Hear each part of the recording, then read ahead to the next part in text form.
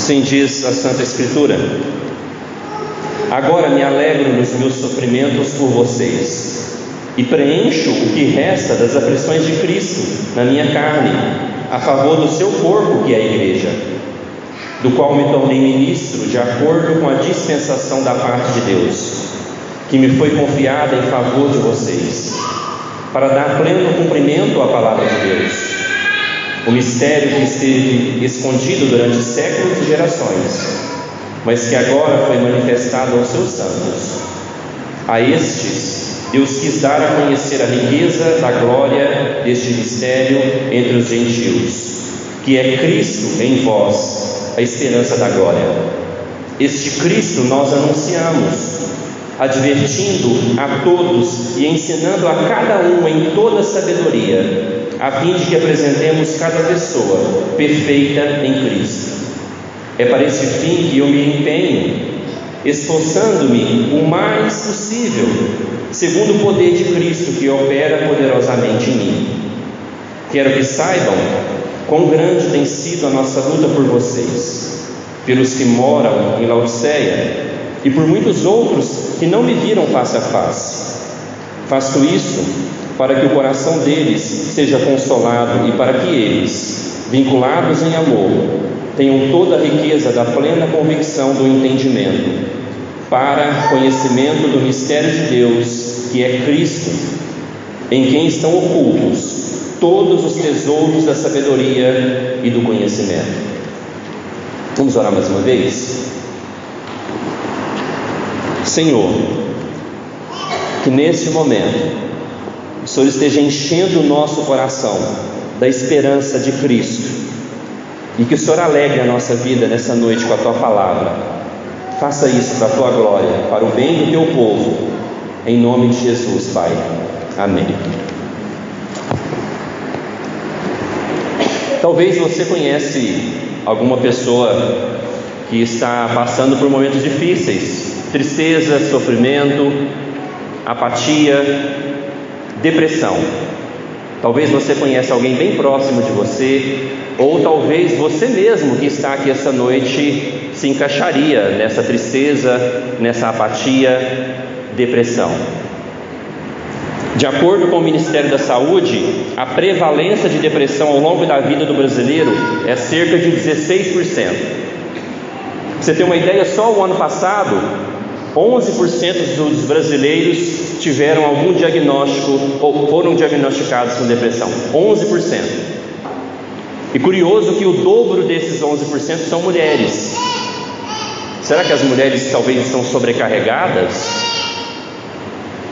Mas, meus irmãos, se a gente for analisar e ser sincero, nós vivemos num mundo de sofrimento, num mundo de dores. Esse mundo caído é um mundo de dores. Nós temos vários dilemas que nos causam constrangimento, vários dilemas que nos causam dores, que nos causam angústia. Por exemplo, a economia nos causa angústia. Está difícil sustentar a casa, não está não, gente? A gente olha para as finanças, olha para tudo que tem que comprar, o preço das coisas, e às vezes nos pais de família bate uma ansiedade no coração. Será que vai dar esse mês? São tantos problemas de inimizade, como nós falamos hoje na escola bíblica dominical, problemas familiares que nós temos, problemas de doenças, muita coisa. Nós temos muitos dilemas que vai nos causando tristeza, desilusão, falta de propósito, apatia. Eu conversando com um amigo meu esses dias, ele falou: Gabriel, eu não sei se eu estou com depressão ou tristeza, eu sei que eu estou com uma apatia tão grande que eu não quero sair da cama. Esse é o contexto desse mundo, e esse contexto pode atingir eu e você, pode atingir muito provavelmente pessoas perto da gente. Quando eu falei, se você conhecia alguém, muito provavelmente você lembrou de alguém, ou muito provavelmente você é uma dessas pessoas que está passando por um desses dilemas da vida, de apatia, tristeza, desânimo. Mas o apóstolo Paulo nos desafia essa noite a nos alegrar. O apóstolo Paulo Eu fico imaginando assim, eu quero encontrar ele lá na glória, eu quero ter uma conversa com ele, falo, Paulo, como que você dizia essas coisas? Porque, meus irmãos, o apóstolo Paulo escreveu algumas cartas na prisão. Uma delas foi Colossenses, a outra foi Filipenses. Em Colossenses, no capítulo 4, versículo 18, ele fala inclusive assim, lembre-se das minhas algemas. Ou seja, ele estava algemado. Em Filipenses 4,4, por exemplo, talvez você lembre, ele fala, alegrem-se sempre no Senhor. Diga outra vez, alegrem-se. O apóstolo Paulo, ele fala da alegria como se fosse um mandamento. Mas percebe, irmãos, ele está preso. Como um homem preso pode estar alegre? E daí agora, no capítulo 1, versículo 24, ele fala, eu me alegro nos meus sofrimentos. Parece um paradoxo, meus irmãos. Como assim? Tudo que nós buscamos é não sofrer, ou como aliviar o nosso sofrimento. Qual que é o segredo do apóstolo Paulo que ele fala, eu me alegro nos meus sofrimentos? Qual que é o segredo que ele está entre algemas, preso, e ele fala para os filipenses, alegrem-se sempre no Senhor. Mais uma vez digo, alegrem-se. O apóstolo Paulo parece que ele está com um paradoxo para nós, mas esse texto vai nos mostrar que Paulo ele tem dois segredos da sua alegria, e o nosso tema é que Cristo é a esperança da glória. Meus irmãos, a alegria do sofrimento de Paulo, ele vai dizer no versículo 24 que ele está alegre e sofrendo por causa de Cristo. Ele fala que preenche o que resta das aflições de Cristo. Paulo, ele vai nos mostrar também aos Filipenses, capítulo 1, versículo 29, que essa alegria por sofrer por Cristo não é só dos apóstolos. Os apóstolos sofreram muito assim por Cristo, mas em Filipenses 1, 29, o apóstolo Paulo vai falar que Deus não nos deu a graça de apenas crer em Cristo. Deus nos deu a graça de também sofrer por Cristo. Então o chamado para sofrer por Jesus é o chamado de todo cristão, não só dos apóstolos. Nós temos a graça de crer, como fala Filipenses 1:29, mas Deus também nos dá a graça de sofrer por Cristo. Porque uma vez, meus irmãos, que nós cremos em Cristo, a Bíblia fala, como nós cantamos, que pelo sangue dele agora nós somos amigos de Deus.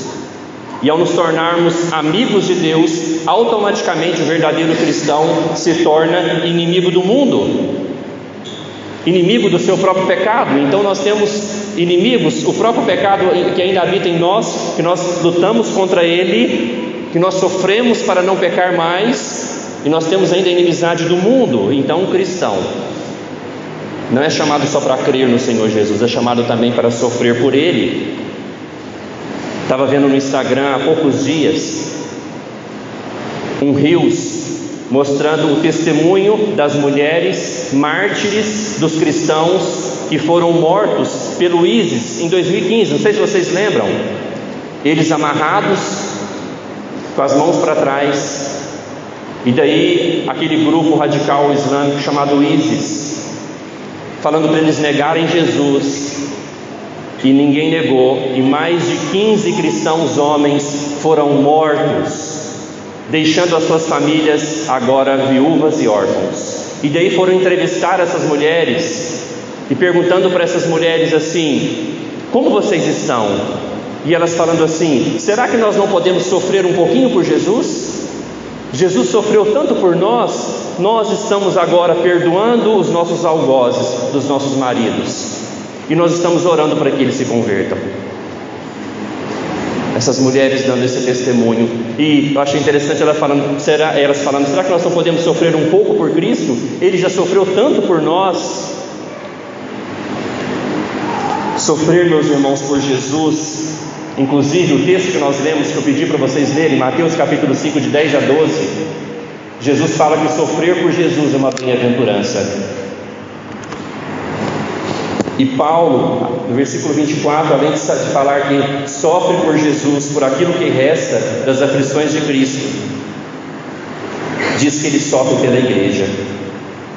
No versículo 24 ele fala: agora me alegro nos meus sofrimentos por vocês e preencho o que resta das aflições de Cristo na minha carne, a favor do seu corpo, que é a igreja.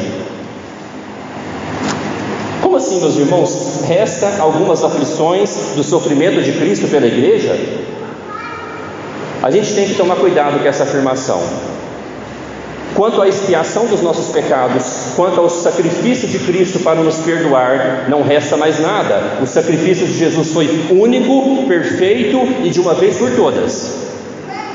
Mas Paulo está dizendo que resta ainda um sofrimento pela igreja para a edificação da igreja. Então, para comprar o povo de Deus, para nos dar a redenção, nos tirar das trevas, não resta nenhum sacrifício. O sacrifício de Jesus foi único e perfeito, mas para a edificação da igreja resta sim o sofrimento dos cristãos agora. E como Paulo sofreu, meus irmãos, pela igreja? Você conhece a história do apóstolo Paulo? Você conhece? Diz que ele sofreu acusações falsas. Quando vemos o livro de Atos, motins, conspiração, açoites, cadeia. Inclusive ele foi abandonado por uma igreja que ele plantou, os coríntios. Paulo sofreu até o abandono de uma igreja que ele tanto amou, tanto se deu por ela. Tanto que os coríntios, Paulo queria visitá-los e eles pedem para ele uma carta de referência, uma carta de recomendação. Vocês podem imaginar isso? Pedir a carta de recomendação para o plantador da igreja, e Paulo vira e fala para eles em 2 Coríntios capítulo 3: vocês são as minhas cartas. O ministério que o Espírito fez através de mim, vocês, é a prova que eu sou um apóstolo, que eu fiz o trabalho entre vocês. Como Paulo sofreu, como o apóstolo Paulo sofreu preocupado com os falsos mestres. Aqui em Colossenses ele estava preocupado com os gnósticos que estavam infiltrando na igreja e ensinando coisas erradas. Paulo sofreu muito com os falsos mestres que sempre pairavam sobre a igreja, nos mostrando, meus irmãos, que para a edificação da igreja é necessário homens e mulheres que amam Jesus e consequentemente amam a igreja e estejam dispostos a sofrer por ela.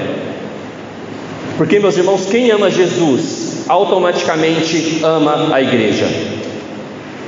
Imagina se eu viro para você e falo assim, ou você fala para mim: Gabriel, eu quero ser seu amigo, eu gosto de você, mas eu não gosto da sua esposa, não quero contato com ela. Não tem como. Então, meus irmãos, aqueles que amam Jesus vão estar dispostos também a amar e a sofrer, se possível for, para a igreja. Sofrer pela edificação da igreja, sofrer para sustentar a igreja, sofrer para que ela seja santa, para que ela seja expandida. Quem ama Jesus, ama a sua noiva, ama a igreja. Uma das declarações mais bonitas do apóstolo Paulo, falando do seu amor pela igreja, ele diz em Gálatas capítulo 4, versículo 19, ele fala assim: meus filhos, por quem estou de novo, estou sofrendo dores de parto até que Cristo seja formado em vocês. Veja o apóstolo Paulo falando que ele sofre como uma mulher sofre dores de parto, até ele ver Cristo formado nas pessoas. Então, meus irmãos, não sei se você percebeu, o primeiro segredo da alegria de Paulo no sofrimento é que ele sofre por alguém que é eterno. Ele sofre por Cristo e pela igreja. Ele sofre por alguém que tem um valor inestimável. Não há nada mais valoroso nesse mundo do que o próprio Senhor Jesus. Veja comigo no capítulo 2, versículo 3, o que ele fala sobre Jesus. Capítulo 2, versículo 3, ele fala: em quem estão ocultos todos os tesouros da sabedoria e do conhecimento. Paulo sofre por aquilo que tem valor eterno. Ele sofre por aquilo que de fato vale a pena sofrer. E diz que todos os tesouros, tudo aquilo de valor, da sabedoria, de tudo está em Cristo. Eu estava vendo essa semana que vai haver uma disputa agora entre os Estados Unidos e a China, que é quem vai ter a inteligência artificial mais capaz, mais completa. Tanto que o Trump está querendo investir 500 bilhões de dólares para ter a inteligência artificial mais completa do mundo. Jesus sozinho, ele tem mais inteligência do que toda a inteligência artificial que os homens podem saber. Ele vale mais do que os 500 bilhões de dólares que o Trump quer investir para ter a sua inteligência artificial. Todos os tesouros da sabedoria estão em Cristo Jesus. Então Paulo, meus irmãos, ele sofre por aquilo que de fato tem valor: Cristo e a sua igreja. Pensando nisso, eu pensei que nós, às vezes, temos que escolher as nossas lutas. Escolher em quais batalhas nós vamos perder o nosso tempo. Porque às vezes nós lutamos tanto por coisas pequenas, por coisas passageiras, por um desejo egocêntrico do nosso coração de sempre querer ter razão. Mas Paulo, ele abre mão de lutas passageiras para lutar por aquilo que é eterno. O que ele faz para a igreja está descrito no versículo 29, veja o versículo 29, ele fala: e para esse fim eu me empenho, esforçando-me o mais possível, segundo o poder de Cristo que opera eficazmente em mim. Paulo, ele se empenha, ele se esforça para a igreja. No capítulo 2, versículo 1, disse que ele luta por pessoas que ele nunca viu face a face, que seria a sua luta de oração pela igreja. Paulo fala no capítulo 2, versículo 1: eu estou lutando para alguns da Laodiceia que eu nunca vi, inclusive. O que ele está falando? Eu estou batalhando em oração pelos cristãos da Laodiceia. Pelos Colossenses ele fala: eu estou me empenhando, eu estou me esforçando para que eles sejam cristãos verdadeiros. Pergunto para você: há alguém aqui disposto a sofrer pela igreja? Enquanto eu tomo minha água, você pensa: alguém disposto a sofrer pela igreja?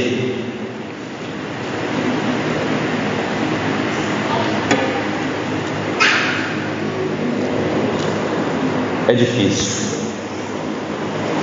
Esse versículo 24 do capítulo 1, ele me desafia, porque fala que o sofrimento pela igreja, inclusive, deve ser um sofrimento alegre. Mas nesse texto, Paulo vai também nos ensinar, ele diz especificamente quais são os trabalhos de um ministro da palavra de Deus. No versículo 25, ele fala que ele se tornou ministro de acordo com a dispensação da parte de Deus que foi confiada a ele, para dar pleno cumprimento da palavra de Deus. Essa palavra dispensação seria como se fosse um mordomo que ele prepara a comida e ele serve a casa. Paulo está falando: eu sou como se fosse um mordomo pela dispensação, pela vontade de Deus, e o trabalho de um ministro é preparar a comida e entregar a comida para a família, para a igreja. Por exemplo, eu estou entregando para vocês aqui a palavra hoje, mas durante a semana teve a minha cozinha. Eu fui orar, eu fui ler a Bíblia, eu fui pesquisar comentários bíblicos. Então, como o Paulo fala que o ministro do Evangelho é como se fosse um mordomo, ele prepara a comida e oferece a comida para a igreja, para a palavra de Deus, que é a palavra de Deus. No versículo 28 ele fala qual que é o trabalho de um ministro. Ele diz que o trabalho do ministro, no versículo 28, é anunciar Cristo. No versículo 28 ele fala que o trabalho do ministro é advertir as pessoas. E ele vai falar também no versículo 28 que o trabalho do ministro é ensinar as pessoas. Esse é o foco de um chamado para pregar o Evangelho: anunciar Cristo, advertir as pessoas, ensinar as pessoas. E o versículo 28 fala que o objetivo do ministério dos pastores é apresentar cada pessoa perfeita em Cristo. Que trabalho difícil, né, irmãos? O trabalho dos pregadores é apresentar os cristãos de forma perfeita em Cristo. Ou seja, o plano de Deus para a sua vida é que a sua vida cristã se desenvolva através do ministério da palavra na igreja, para que você seja perfeito em Cristo. E para isso eu tenho que anunciar Cristo para você, te advertir e te ensinar. O trabalho dos pastores é difícil, não é mesmo? Por isso Paulo fala que ele sente dores de parto para ver Cristo formado nas pessoas. Essas dores de parto é uma batalha espiritual para que você não seja um cristão maduro. Então, quando alguém quer te ensinar a palavra para que você seja formado em Cristo, há uma luta para que isso aconteça. Então Paulo está falando, eu sofro como uma mulher está sofrendo para dar à luz, até ver Cristo formado na igreja, em cada cristão. Porque o trabalho dele, o trabalho dos pregadores, é apresentar cada um perfeito em Cristo. Esse é o objetivo de Deus para a sua vida. Meus irmãos, Paulo fala que a sua pregação do Evangelho é como se fosse um mistério que está sendo revelado. Veja comigo o versículo 27. A estes, Deus quis dar a conhecer a riqueza da glória deste mistério entre os gentios, que é Cristo em vocês, a esperança da glória. O apóstolo Paulo trata agora o Evangelho como um mistério entre os gentios. Que mistério é esse? Que diz que agora foi manifestado aos santos. O mistério, o próprio versículo 27 fala, o mistério é Cristo. No capítulo 2, o versículo 2 vai falar também que esse mistério de Deus é Cristo. O final do versículo 2 do capítulo 2 fala que o mistério de Deus é Cristo. Por que o Evangelho é chamado de um mistério? Porque Deus, meus irmãos, Ele foi se revelando de forma progressiva. Em Gênesis, no capítulo 3, versículo 15, Deus ele falou que um dia viria o descendente de uma mulher que pisaria na cabeça da serpente. Ali ele já fala uma referência a Jesus, que faria isso. Deus ele foi se revelando paulatinamente, se mostrando mais o mistério através do templo, do tabernáculo anteriormente, depois do templo, da lei, dos sacrifícios que eram feitos, do sábado, das festas, das profecias. A revelação de Deus ao seu povo sobre o mistério que Ele prometeu que seria o Messias que viria salvar o seu povo, foi um mistério que foi se revelando de forma progressiva. Por isso que o apóstolo Paulo chama a palavra de Deus de um mistério. Mas daí, meus irmãos, quando Cristo chega, o mistério foi desvendado, tudo no Velho Testamento que apontava para Ele, todo o mistério foi revelado. Cristo agora foi revelado. Então Ele é a revelação final e total de Deus. Tanto que em Hebreus, no capítulo 1, versículo 1 e 2 fala que antigamente Deus falou muitas vezes e de muitas maneiras aos pais pelos profetas, mas nesses últimos dias nos falou pelo Filho. Então quando Jesus chega, meus irmãos, que Ele encarna, que Ele exerce o seu ministério, todo o mistério agora, tudo que o Velho Testamento apontava foi revelado. Jesus chegou, a revelação de Deus chegou, não tem mais mistério. Jesus agora é a revelação final de Deus. Mas também Paulo chama a palavra de Deus de um mistério, porque estava oculto para nós. Nós éramos incapazes de entender as coisas de Deus. Nós éramos cegos. Como o próprio apóstolo Paulo falou em 2 Coríntios 4,4, que o Deus desse século, ou seja, o diabo, cegou o entendimento dos incrédulos. Então a palavra de Deus também era um mistério para nós. Nós não tínhamos capacidade de entendê-la, nós estávamos cegos. Mas, meus irmãos, o versículo 27 fala: a estes Deus quis dar a conhecer. Deus quis se revelar para o seu povo. Então Cristo não é um mistério mais para nós. Agora Cristo é a realidade para nós. E o apóstolo Paulo vai falar: Cristo em vós, a esperança da glória. Veja, meus irmãos, durante todo o Velho Testamento, o Senhor Jesus estava fora nos rituais, no sacrifício, no templo, mas agora na nova aliança, a revelação de Deus, Cristo agora não está fora, Cristo Jesus agora está dentro de nós, pelo seu Espírito. E o apóstolo Paulo vai falar que esse é o seu segundo segredo, por ele estar alegre nos sofrimentos. O apóstolo Paulo tem uma esperança eterna. Nós cristãos, no qual o mistério de Deus foi revelado, nós temos uma esperança eterna, Cristo Jesus dentro de nós. Quando ele vai falar da esperança da glória, significa a vida eterna, um corpo glorificado, sabendo que não mais teremos as mazelas, os problemas que nos afligem nessa vida. Nós então temos o segredo que Paulo tem, meus irmãos, não é só para ele. Nós também temos Cristo, a esperança da glória, em nós, dentro de nós, no nosso coração.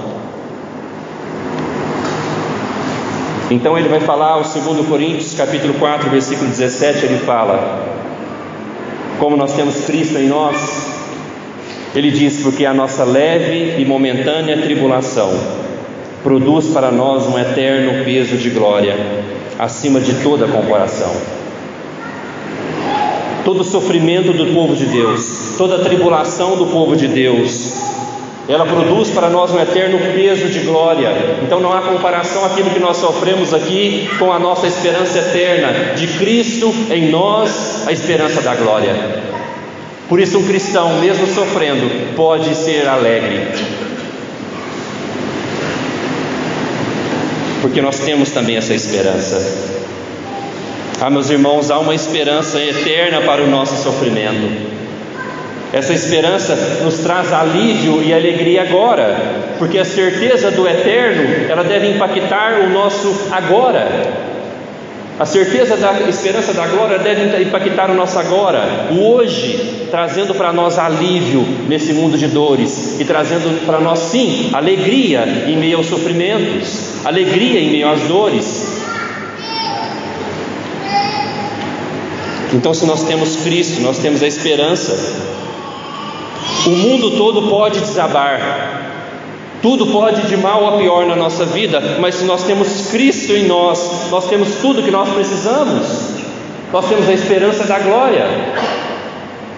Nós podemos sofrer por aquilo que é eterno e ainda, como Paulo falar: eu estou alegre nos sofrimentos a favor do seu corpo, que é a igreja.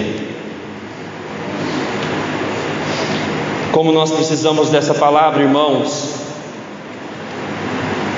porque nós sim vamos sofrer os dilemas dessa vida. Como nós precisamos de Cristo em nós, nos trazendo sempre essa esperança eterna, e essa esperança eterna deve impactar o nosso hoje, trazendo para nós alívio e trazendo para nós a alegria de Deus. Nós devemos cada vez mais buscar conhecer este mistério. Como nós vimos, se em Cristo estão ocultos todos os tesouros da sabedoria, nós devemos buscar mais conhecer esse mistério que foi revelado para nós, o mistério do Evangelho. Porque o apóstolo Paulo vai falar no versículo 2 do capítulo 2, inclusive, que o coração nosso pode ser consolado à medida que nós conhecemos, que nós vamos cavando mais esse tesouro oculto que é Cristo e aquilo que Ele tem para nós.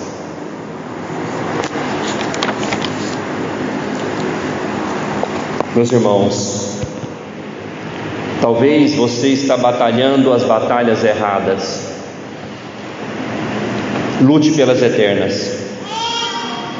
Sofra pelas coisas eternas, assim como Paulo, que tem esses dois segredos da sua alegria em meio à prisão. Paulo sofre por Cristo e pela igreja, e Paulo tem essa esperança porque ele tem Cristo dentro dele, e ele transmite isso para a igreja, no qual eu estou transmitindo hoje para a igreja. Lute pelas coisas eternas e seja hoje consolado por essa esperança, que é Cristo em nós, a esperança da glória. Se alegre, mesmo que talvez aquela pessoa que eu falei para você pensar é você. Se alegre, porque mesmo que essa pessoa que talvez está depressiva, aflita, abatida, talvez você não pensou em outra pessoa, você pensou em você. Alegre-se, alegre-se sempre no Senhor. Por quê? Porque nós temos a esperança da glória. E essa esperança da glória deve impactar a nossa vida ao ponto de nos trazer esse alívio e essa alegria agora. Termino citando o apóstolo Paulo em Romanos 12:12. Alegrem-se na esperança, sejam pacientes na tribulação e perseverem na oração.